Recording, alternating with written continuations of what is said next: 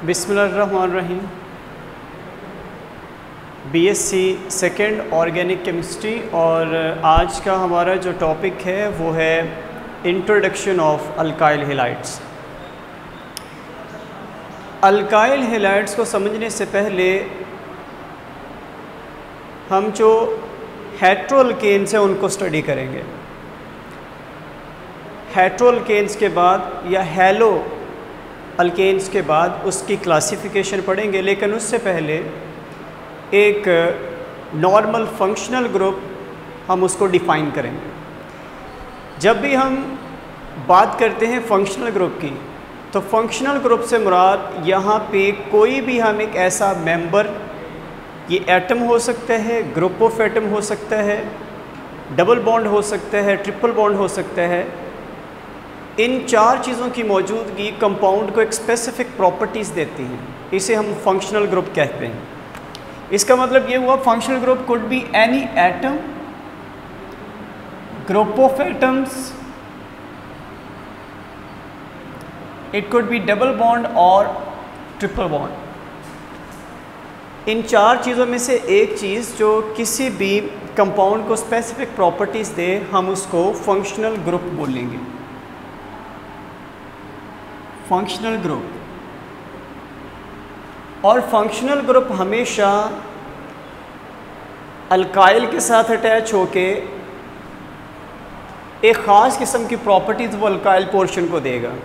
मसलन हम इस अल्काइल पोर्शन के साथ OH लगा देंगे तो अल्कोहल बन जाएगा, X लगा देंगे तो अल्काइल हैलाइड बन जाएगा।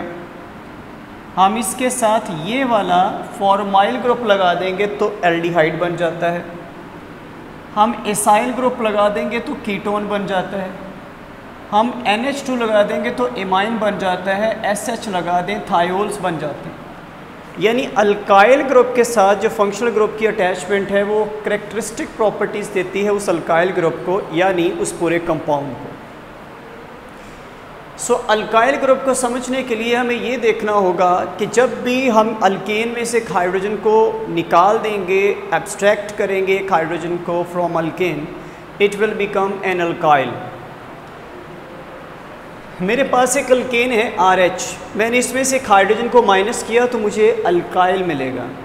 और अल्काइल जो है किसी भी अल्केन की अनसेटिस्फैक्ट्री वैलेंसी जो है उस साथ हम उसके साथ एट्रीब्यूट कर देते हैं।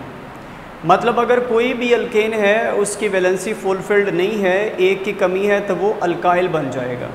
जैसे CH4 से CH3। इसी तरह ये ब्यूटेन है, इससे ये ब्यूटाइल बन जाएगा। अल्केन से अल्काइल, मिथेन से मिथाइल, ब्यूटेन से ब्यूटाइल। और यहाँ पे हमारे पास प्रोपेन है। अगर तो प्रोपेन का H यहाँ से अनसेटिस्फैक्ट्री वैलेंसी देगा तो हम इसको N प्रोपाइल ग्रुप बोलेंगे। लेकिन अगर यही H सेंटर में से निकलेगा तो हम इसको सेकेंडरी प्रोपाइल बोलेंगे। हम इसको सेकेंडरी ग्रुप बोलेंगे। उसकी वजह ये है, जो कार्बन अनसेटिस्फैक्ट्रीली किसी फंक्शनल ग्रुप को अटैच करता है और सेटिस्फाई करता है फंक्शनल ग्रुप के साथ अपनी वैलेंसी को, वो कार्बन फर्दर दो कार्बन के साथ अटैच है तो हम इसको सेकेंडरी ग्रुप बोलेंगे। इसी तरह हमारे पास ब्यूटेन है। अगर ब्यूटेन में से N में से निकाल दिया जाए एक H तो हम इसको N ब्यूटाइल बोलेंगे। लेकिन अगर सेकंड कार्बन से आप हाइड्रोजन को माइनस करें, यानी आप उसकी वैलेंसी को अनसेटिस्फाई कर दें और इसके साथ आप एक फंक्शनल ग्रुप बाद में अटैच करें, तो इस फंक्शनल ग्रुप को आप सेकेंडरी ही बोलेंगे। ये सेकेंडरी ब्यूटाइल बन जाएगा।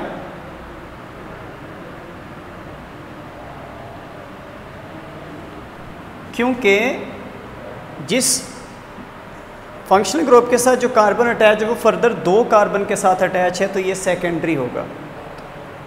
अब उसके बाद जिस वक्त हम बात करेंगे आइसोब्यूटेन की, तो आइसोब्यूटेन में अगर यहाँ से H निकलेगा तो ये वाला जो ग्रुप होगा आपके पास सेकेंडरी नहीं होगा, वजह क्योंकि यहाँ पे फंक्शनैलिटी के साथ जो कार्बन अटैच है वो फर्दर एक कार्बन के साथ अटैच है, तो अल्टीमेटली तो ये प्राइमरी होगा, लेकिन यहाँ पे हम इसको आइसोब्यूटाइल बोल सकते हैं। ये आइसोब्यूटाइल ग्रुप है। आइसोब्यूटाइल ग्रुप इसलिए क्योंकि मेन चेन से, मेन स्ट्रीम से जब एक कार्बन बाहर हो तो हम उसे आइसो कहते हैं। अगर सारे सेम स्ट्रीम में हो जैसे ये है तो नॉर्मल ब्यूटाइल होगा। सो इसी तरह अगर इसकी बात करें, अगर यहाँ से H निकाल दिया जाए तो क्योंकि यहाँ पे जो फंक्शनैलिटी आएगी उसके साथ जुड़ा हुआ कार्बन 3 कार्बन के साथ अटैच है, तो इसको आप टर्शरी बोलेंगे, तो ये टर्शरी हो जाएगा, ये टर्शरी ब्यूटाइल हो जाएगा। अब हमने अल्काइल ग्रुप के बारे में जितनी भी डिस्कशन की है उससे एक बात तो साबित होती है कि या तो फॉर नेमिंग अल्काइल हम यूज़ करेंगे नॉर्मल, आइसो और नियो, या हम यूज़ करेंगे प्राइमरी, सेकेंडरी एंड टर्शरी। यानी अल्काइल ग्रुप या तो नॉर्मल होंगे, आइसो होंगे, नियो होंगे, या प्राइमरी होंगे, सेकेंडरी होंगे, टर्शरी होंगे। अब इनमें मैं आपको एक डिफरेंस बताए देता हूँ। अगर तो सारे कार्बन एक सीधी लाइन में मौजूद हों तो हम उनको नॉर्मल कहते हैं। यहाँ पे मैं कुछ एग्जांपल्स दिए देता हूँ। अगर ये हमारे पास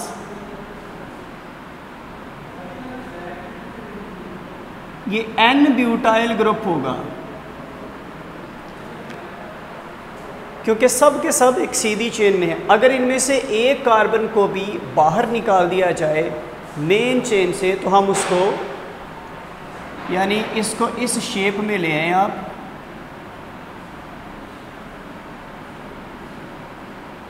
इस शेप में, तो ये आइसोब्यूटाइल हो जाएगा। यानी अगर सारे कार्बन एक सीधी चेन में हो तो नॉर्मल ब्यूटाइल होगा, एक कार्बन मेन चेन से बाहर आ जाए तो हम उसे आइसोब्यूटाइल बोलेंगे। इसी तरह हम पेंटेन की बात करते हैं। अगर 5 के 5 कार्बन सीधी चेन में हो तो N पेंटाइल हो जाएगा, और अगर एक कार्बन को बाहर निकाल दें तो वो आइसोपेंटाइल हो जाएगा, और अगर 2 कार्बन को हम बाहर निकाल दें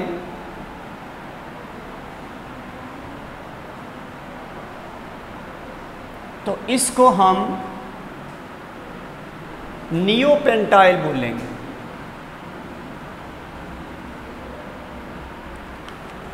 अगर 5 के 5 कार्बन सीधी चेन में हो तो N पेंटाइल, एक कार्बन को मेन चेन से निकाल दिया आइसोपेंटाइल, 2 को मेन चेन से निकाल दिया ये होगा नियोपेंटाइल।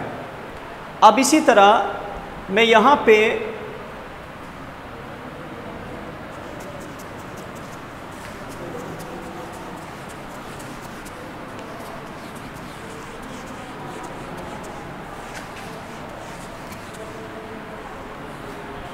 अब प्राइमरी, सेकेंडरी और टर्शरी की बात करेंगे।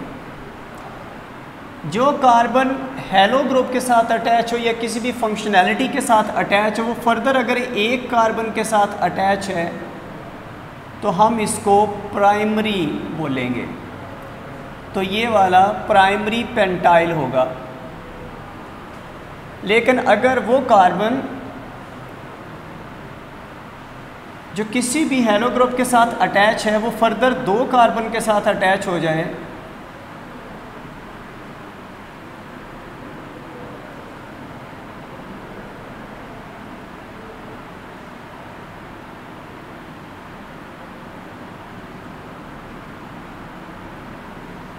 तो हम इसको सेकेंडरी बोलेंगे। ये सेकेंडरी पेंटाइल हो जाएगा, ये प्राइमरी पेंटाइल है। और अगर कार्बन जो फंक्शनैलिटी के साथ है वो फर्दर 3 कार्बन के साथ अटैच हो जाए तो हम इसको नियो बोलेंगे। So it will be neo pentyl.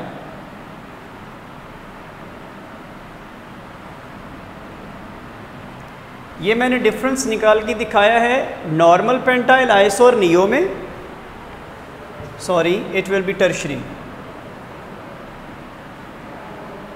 और ये है प्राइमरी, सेकेंडरी और टर्शरी। अब एक दफ़ा फ़र्क फिर वाज़े किए देता हूँ। ऐसे अल्काइल ग्रुप जिसमें सारे के सारे मेंबर सीधी चेन में हों, एन नॉर्मल कहलाएंगे, जिसमें एक मेन चेन से बाहर आ जाए आइसो, और जिसमें दो मेन चेन से बाहर आ जाए उसे नियो कहा जाता है। जबकि फंक्शनैलिटी के साथ जुड़ा हुआ कार्बन अगर एक कार्बन के साथ फर्दर अटैच है तो हम इसको प्राइमरी बोलेंगे, अगर वही कार्बन दो के साथ अटैच है सेकेंडरी होगा, अगर तीन के साथ अटैच हो जाए वो टर्शरी कहलाता है। सो अब अल्काइल ग्रुप को क्लियर करने के बाद मैंने अल्काइल ग्रुप के साथ कुछ फंक्शनैलिटीज़ अटैच करके दिखाई थी, जैसे OH है तो अल्कोहल होगा, SH है थायोल्स होंगे, NO2 होगा, नाइट्रो ग्रुप्स होंगे, NH2 होगा, एमाइन होगा, एंड सो ऑन। लेकिन यहाँ पे आज का जो हमारा लेक्चर है वो अल्काइल हैलाइड को लेके है, तो मैं यहाँ पे बात करूँगा अल्काइल हैलाइड की या हैलो अल्केन्स की। जो हैलो अल्केन्स होते हैं उसमें अल्काइल ग्रुप के साथ X अटैच होता है। X कोई भी हैलो ग्रुप हो सकता है, it could B chloro, bromo, iodo और फ्लोरो, तो ये अल्काइल हैलाइड कहलाएगा। अल्काइल पोर्शन मैंने क्लियर किया है, हैलाइड के बारे में बताता चलूँ। ये कोई भी हैलो ग्रुप हो सकता है, हैलोजेंस में से फ्लोरो, क्लोरो, ब्रोमो और आयोडो ग्रुप हो सकता है इसके साथ अटैच। अब यहाँ पे मैं बताता चलूँ जो हैलो अल्केन्स होते हैं उनको आप क्लासीफाई कर सकते हैं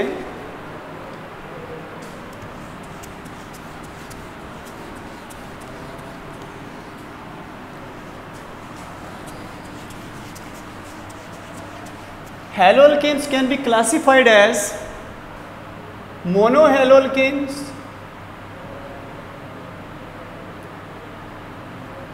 dihalo alkanes, trihalo alkanes and so on। लेकिन यहाँ पे जब आप मोनोहैलो अल्केन्स की बात करते हैं तो इन्हीं को अल्काइल हैलाइड कहा जाता है। तो मोनोहैलो अल्केन्स ही दर हकीकत अल्काइल हैलाइड होते हैं। जर्नल फार्मूला इनका RX होता है, और यहाँ पे जो R अटैच है वो कोई भी अल्काइल ग्रुप हो सकते हैं। It could be normal, iso, neo, it could be primary, secondary और टर्शरी, और X की बजाय कोई भी halo group chloro, bromo, iodo, fluoro कुछ भी हो सकता है। यहाँ पे मैंने जितने भी अल्काइल ग्रुप्स आपको इनके नाम दिए थे, इनके साथ आप एक हैलो ग्रुप लगा दें। जैसे आप N प्रोपाइल के साथ क्लोरीन लगा दें तो वो N प्रोपाइल क्लोराइड हो जाएगा। तो इस तरह आप अपनी मर्ज़ी के कोई भी जो नाम है कंपाउंड को दे सकते हैं, but depending upon the nature of the alkyl group and hello group. यहाँ पे पूरा चैप्टर, क्योंकि अल्काइल हैलाइड के बारे में इसके बारे में काफ़ी डिस्कशन होगी, लेकिन आज हम इंट्रोडक्टरी जो लेक्चर है वो दे रहे हैं।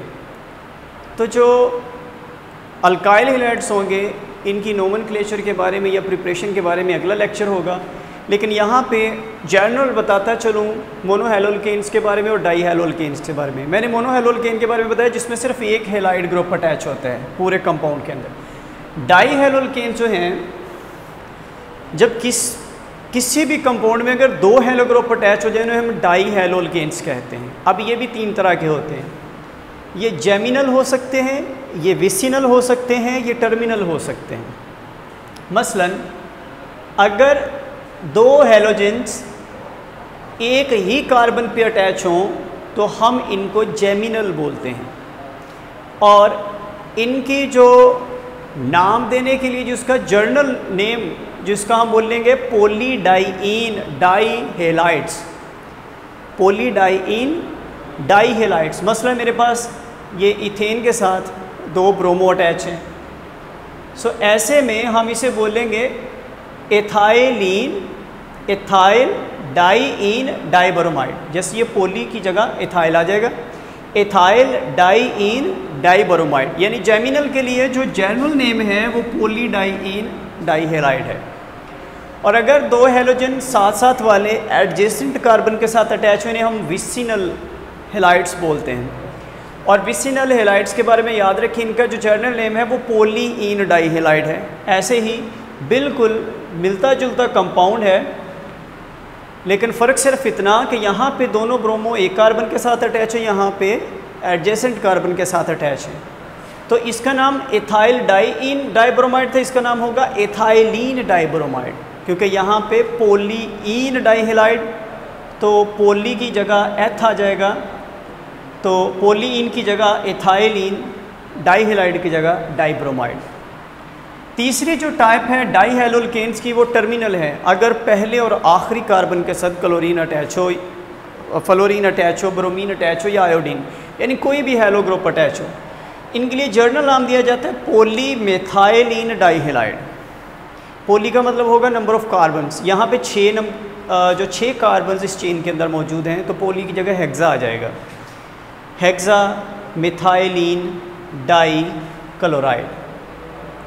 हेक्सा 6 के लिए, पोली की जगह हेक्सा आ जाएगा, हेक्सा मिथाइलीन और डाई हेलाइड की जगह डाई क्लोराइड। तो इस तरह जो डाई हेलाइड के मैंने 3 अक़साम आपको क्लियर की, एक होते हैं जेमिनल, एक होते हैं विसिनल और एक होते हैं टर्मिनल। अब है ट्राईहेलोल्केन्स। फ़र्ज़ किया हमारे पास 3 हेलो अटैच हों, जैसे ब्रोमीन भी है, क्लोरीन भी है और आयोडीन भी है, ये कंपाउंड है मेरे पास। ऐसे में ये जो मैंने 2 जर्नल मेथड इस्तेमाल किए हैं फॉर नोमेनक्लेचर, मोनोहेलोल्केन के लिए और डाईहेलोल्केन के लिए, लेकिन अगर 2 से ज़्यादा हैं तो हम जर्नल नेम की बजाय IUPAC नेम्स की तरफ जाएंगे। एक प्रॉपर क्लासिफिकेशन जो है, एक प्रॉपर नोमेनक्लेचर जो है उसकी तरफ जाएंगे। मसलन अगर मैं यहाँ से नंबरिंग स्टार्ट करूँ, मैंने चेन सेलेक्ट कर ली, ये 5 कार्बन वाली एक चेन मौजूद है। अगर मैं राइट साइड से स्टार्ट करूँ तो ब्रोमो फर्स्ट पे आता है, इधर से स्टार्ट करूँ तो यहाँ से भी फंक्शनैलिटी फर्स्ट कार्बन के साथ, यहाँ से इधर से भी स्टार्ट करें तो फर्स्ट पे। अब हम ब्रोमीन और क्लोरीन को छोड़ के आयोडीन के हिसाब से देखते हैं, तो ये हैलोजन डिसाइड करेगा कि इधर से नंबरिंग दें तो दूसरे पे है, इधर से नंबरिंग करें तो ये चौथे पे होगा, तो इधर से नंबरिंग करेंगे। यानी ब्रोमो और क्लोरो एक दूसरे के इफेक्ट को कैंसिल ऑफ करती हैं पोजीशन 1 को ऑक्यूपाई करके, तो iodine that is present at position number 2 while taking start from left to right, तो आयोडीन डिसाइड करेगी अब के बार इसकी नंबरिंग किधर से करेंगे। तो अब देखें जी, 2 पे आयोडो है, 1 पे क्लोरो है, 5 पे ब्रोमो है, तो अल्फ़ाबेटिकली पहले B आना चाहिए तो 5 ब्रोमो, फिर C आना चाहिए तो 1 क्लोरो, और फिर I आना चाहिए तो 2 आयोडो, फिर M आना चाहिए तो 3 मेथाइल, 3 मेथाइल, और एंड पे टोटल 5 कार्बन है तो पेंटेन लिख दिया जाएगा साथ। So this is the IUPAC nomenclature for a compound having 3 halogens. तो हमने मोनोहेलोल्केन की बात की, डाईहेलोल्केन की बात की, ट्राईहेलोल्केन की बात की। तो पहले 2 के लिए मैंने एक कॉमन जो जेनरिक जो मेथड है फॉर नोमेनक्लेचर वो इस्तेमाल किया। ट्राई के लिए मैंने IUPAC मेथड यूज़ किया। तो इंशाल्लाह अगले लेक्चर में हमारी पूरी की पूरी डिस्कशन और एम्फेसिस जो होगा वो मोनोहेलोल्केन से नहीं अल्काइल हेलाइड पे होगा। सो हमारा आज का लेक्चर ख़त्म होता है। अल्लाह हाफ़िज़।